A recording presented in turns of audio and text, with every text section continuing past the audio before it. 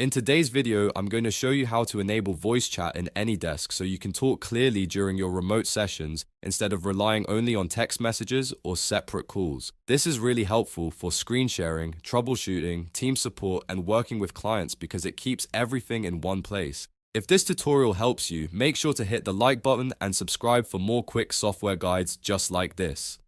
Now, let's jump right in. First, open the AnyDesk app on your computer. Once it launches, look at the top right corner and click the hamburger menu, which is the three-line menu icon. This opens the main settings area where you can control your audio and connection options.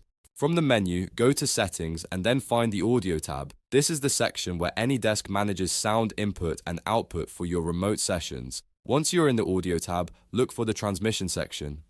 Under that section, you need to make sure your microphone is selected correctly. If you want AnyDesk to use your computer's standard microphone, choose Default Audio Device. That is the easiest option for most users because it automatically uses the mic your system already recognizes. If you have more than one microphone connected, you can also choose the exact microphone you want from the list. This is useful if you use a headset mic, an external USB microphone, or a built-in laptop microphone and want to make sure the best one is active. After selecting the microphone, take a moment to confirm that the right input device is showing in the transmission settings. If your voice is not being detected properly, switching to the correct microphone usually fixes the issue. You may also want to check your computer system's sound settings if needed, especially if your microphone is disabled elsewhere on your device.